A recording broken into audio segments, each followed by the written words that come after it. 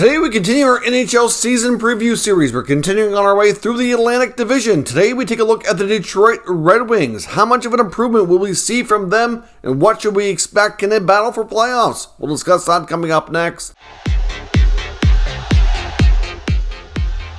Welcome back to another video here at Top Shelf Hockey. Today we're previewing the upcoming 22-23 NHL season for the Detroit Red Wings. In case you're new to this series, we're going to be doing one for all teams. We're starting with the Atlantic Division. We're going to go division by division this time around. We've already previewed the Montreal Canadiens and the Buffalo Sabres, and now we're working our way down to Motown and looking at the Red Wings. So first we're going to recap what happened last year, take a quick look at their snapshot, what their playoff history has been like in recent years, coaching staff, things like that. Then we're going to take a look at additions, subtractions, any prospects that can jump into this lineup this year and have an impact, and what we're probably looking at for a projected lineup, and we'll talk through about what we kind of expect and give my thoughts on where I think they'll finish in the standings. So first up, let's recap the 21-22 season by looking at a few key team statistics. They were 6th in the Atlantic Division last year, finishing with a record of 32, 40, and 10 for 74 points.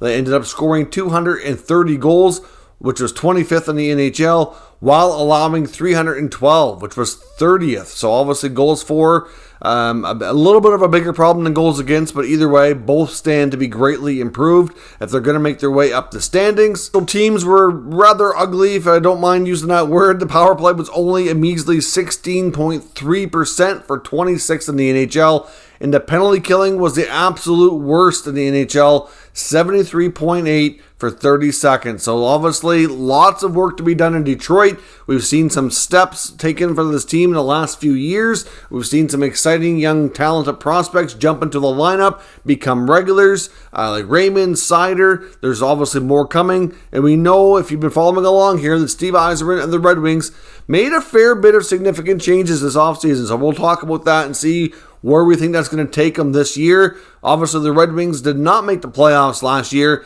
They have now missed for 6 consecutive seasons after having 20-plus years consecutive being a playoff team, setting a record for most number of years in the playoffs. Now they're streaking the other way. And not only have they missed for 6 years, they have not won a series for 10. So the last 4 years that they did make the playoffs, a lot of that was under Mike Babcock. They were losing in the first round. So obviously it's been a while since this Red Wing team has made the playoffs, and even longer since it's had playoff success. So they're going to obviously continue on with what they call the Yzer plan and see if Steve Yzerman can do some wizardry here like he did with the Tampa Bay Lightning. I know obviously Julian Breezeball gets a ton of credit in Tampa, but a lot of that foundational work and a big chunk of what was done there to make them successful and help them win those 2 Stanley Cups was done by the previous GM there, Steve Yzerman. Of course, Yzerman decided to make a coaching change this offseason. Jeff Blashill was not offered a new contract. The new coach obviously comes from Tampa, former assistant coach there. Derek Lalonde will be Steve Yzerman's new bench boss in his first season. So obviously, a new head coach, a different approach. We'll see how things go in that sense. Obviously, Yzerman felt there was time for a new voice, a little bit of a different direction. Blashill had been there for an extended time after taking over from Mike Babcock. So certainly there hasn't been a ton of change in that regard in Detroit, even though they've gone through some pretty tough times. I know when Yzerman first arrived in Detroit, he said that it wasn't fair to Blashill to remove him from his post a couple of years ago because the roster hadn't really been overhauled enough to give him much of an opportunity to get enough wins and the points to see the improvements. But now they're looking for that and want to go in a new direction. So now let's take a look at how this team has changed over the course of this offseason. First, looking at the key subtractions. Now, this is not a big list, and it's not overly significant in my opinion. We have guys like Danny Kaiser is no longer there, Thomas Greiss, Mark Stahl, and Sam Gagner. So we know that the Red Wings have gone to a handful of veteran players to kind of insulate the kids in the last number of years going through this rebuild. Like obviously Gagner and Stahl were 2 of those guys. They had Bobby Ryan there for a year. Like players like that on short-term, veteran-friendly contracts to kind of be, the experience in the room and help lead the young players. Obviously, they added a lot of other younger type of experience this offseason. Plus, their younger guys have more, actual hands-on experience as well. So they felt it was, certainly time to move on from some of those players and upgrade. Danny Kaiser's contract expired, left as a UFA. Doesn't look like Kaiser's got a lot left to give, in my opinion. So obviously made sense there. And obviously Thomas Greiss, decent goaltender, had a decent career, but they had an opportunity to make an upgrade there as well. So they, like Yzerman always does, he went for it. Now let's look at the additions, which is a much longer list here. So we'll see how much of an impact these guys have. But they went out in free agency and they spent a ton of money. They went out and got Andrew Copp, who I thought had a good chance to stay with the Rangers, but obviously, he's got roots in Michigan, so lots of appeal there. Andrew Copp comes in. David Perron, the longtime veteran in his mid-30s now, comes over from St. Louis. That was surprising. I really thought he would stay in St. Louis. It's funny because every contract in his career so far that he has signed up until this one was actually signed with the Blues, because he's been there so many different times, different tenures between going as a UFA or being traded back there, that Doug Armstrong and Perron had worked out every contract. And I thought another one would get done, but not the case for Perron. He goes to Detroit. Dominic Kubalik, who was not qualified, walks from Chicago to Detroit. He was a 30-goal guy in his first season, and then kind of went downhill from there, but so did the team. So I do wonder, let's say, playing with some different players, getting a new fresh start, hopefully will help him. They bring veteran defenseman in, Ben Sherratt, who of course was with the Montreal Canadiens, went down to Florida at the deadline. He brings a good amount of experience and grit. Olli Mata comes over, of course, formerly of the LA Kings, former Pittsburgh Penguin. They picked up Oscar Sundqvist as well. Mark Pysyk comes over from Buffalo. And of course, they picked up Ville Husso in a trade. The RFA goaltender comes over from the St. Louis Blues. So certainly a big group of guys there, most of which came through free agency. Like I said, Yzerman has certainly opened the wallet and spent a lot of money getting some of these interesting names. So can they mesh together? Will they have chemistry? Will they fit in with a lot of the other guys that were already there? That's going to be the big question in Detroit this year, and how much of a step forward can they take? Now, do they have any prospects coming that are going to have an impact this year? I mean, it's one thing to look at a team's prospect pool, but when you're doing a season preview and you want to kind of project or predict what you think the team's going to do, you want to look at, do any of these guys have a chance to get in the lineup, and do they have a chance to play regularly and have an impact? Because ultimately, you're looking at the future in some cases, and that might look really bright, but is it going to have an impact today? And that's what we're looking at. And the top prospect that they have as the best chance to make this team and have an impact is big Swedish defenseman Simon Edmondson. So we'll see if Edmondson can get in. He's got a huge wingspan, big, tall guy. Had its ups and downs, honestly, since he's been drafted. Between different tournaments I've seen him play in, but I do think long term he does have a lot of potential back there. So I think we can slot him in as being in the top 6 defense group. And even if he's, depending on if he struggles a bit, maybe he becomes the number 7 guy, which probably isn't fantastic for him, but at least being a European-born player, they do have the option to put him in the American Hockey League. He does not necessarily have to go back to junior hockey like some of the North American prospects, but otherwise on the roster, you do have some interesting prospects, but I'm not sure we're really going to see any others have an impact on this roster this year. You have newly drafted Marco Casper, their first rounder from the 22 draft. A couple of interesting defensemen like Donovan Sabrango, Jared McIsaac.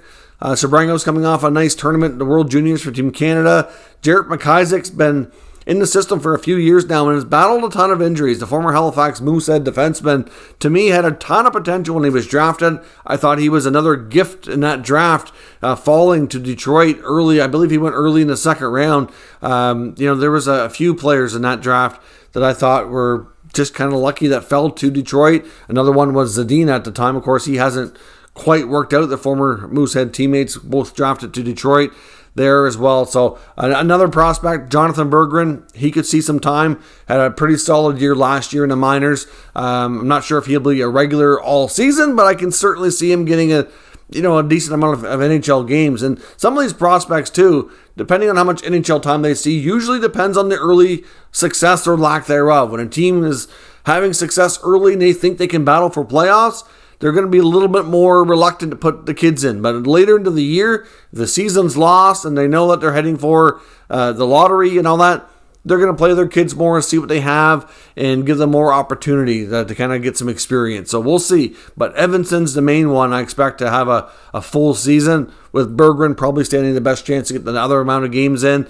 Guys like Joe Veleno, I don't really consider a prospect anymore, considering how long he's been around and how many games he's actually gotten in at the NHL level. Same with Zadina. These guys have been around now enough time that they obviously need to make some strides this year. It could be a make-or-break season for both of those young players, and it's going to be hard to see how they can stay in the lineup, especially with all this new experience added to the lineup. So speaking of the lineup, what's the projected lineup probably look like for Detroit going into the season? Well, you think your top line is going to be Dylan Larkin, Tyler Bertuzzi, and Lucas Raymond. That shouldn't come as a huge surprise. Your top two wingers, your top centerman, and your captain. That alone could be a good first line. I'm not sure how it compares to other first lines in the NHL, but I do think they can be consistent and dangerous. I think your second line is going to be probably a combination of Andrew Copp and David Perron with Jacob Vrana. Of course, Vrana's almost like a forgotten player considering how the injury and the missed time, but he's a guy who could be a 20 to 30 goal scorer. And if he gets enough playing time in a right spot with some good creative players like a David Perron, for example, I think they can help bring that out in him. So it could be a little bit of a, I guess we'll have to wait and see how camp goes. But to me, this line obviously would be players who never haven't played together. So I don't know if the chemistry is going to be there. But just on the depth chart, that makes sense. When I'm putting together these rosters too, like these projected lineups, I'm mostly going by my opinion of how their depth chart should look. So your top right wingers, your left wingers, they don't always necessarily play together. Coaches can move them around. That's up to them. This is just a projection on who's going to be playing more than anything else. I think your third line could look something like Kubalik with Zadina and Pius Suter. That's a real possibility there. Of course, Kubalik and Zadina both trying to prove something this year, so we'll see how that goes. Fourth line could be a combination of Rasmussen, Sundqvist, and Adam Ernie. Like I said, Joe Veleno could be battling in there for a spot as well. Wouldn't be too surprising there. Of course, your blue line is going to consist of likely seeing Ben Chiarot with Mo Seider. That would be my projection there. I do think you're going to probably see Philip Hronek play with Olli Määttä, and your third pair likely could be Simon Edmondson and Lindstrom. Now, of course, you do have some other D, though, in the mix in Detroit. You also got Mark Pysyk. I wonder if he will be a regular, if he could be the number 7. Pysyk sometimes does play forward as well, so he could also be used in different capacities in that sense. Your goaltending tandem, of course, is going to be a combination of Ville Husso and Alex Nedeljkovic, so no surprises in that regard as well. As far as what questions this team has to really face and answer, and how is this team going to do this year, the big question is did they make enough improvements to challenge for the playoffs? And that's going to be a question that multiple teams in this division are going to be questioning. A lot of people feel like Detroit and Ottawa probably improved the most in the division, but you still have some real strong teams ahead of you like Toronto, Tampa, Florida. Is Boston going to be better than Detroit and Ottawa this year? Some think they may take a step back. It really boils down to there's a lot of X factors there, right? The thing with Detroit, I do think they're going to be a better team than last year. I'm not entirely convinced they can challenge for playoffs just yet, but I do think we'll see some steps forward. They've had so much change in the forward group that I just wonder about the chemistry. And sometimes you get players on new teams, it just takes a little while to kind of settle in, find your spot, get your right line mates, and just get the right combinations going.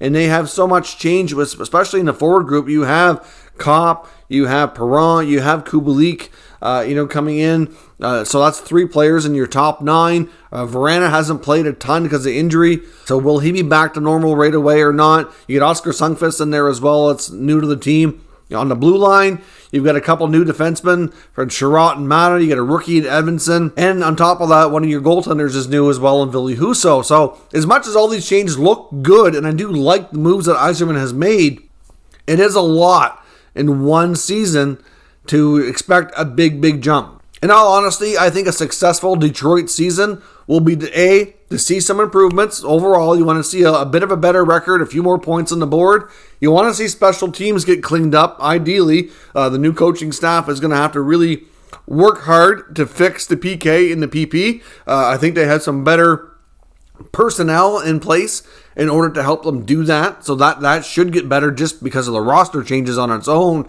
Throw in some different systems and, well, hopefully things work out for you. And then on top of that, I think you want to be playing meaningful hockey games late into the season. You don't want to be in November and be like, okay, our season's lost. We've had such a terrible start that we're done. Like, you hope that's not the case. You want to see them playing games well into February, March, and be, you know what, Detroit's not out of it. It might take a miracle run or something, but, mathematically they're still in it. It's reasonable that they're not too far behind. Things like that. You want to see some progress at the very least. But like I said before, I think a big X factor in this division this year, to me, are going to be Florida and Boston. To be honest, the Bruins, they've made some changes too, and they've brought back a lot of former players. They're definitely an older team, so they're starting the year with some significant injuries too.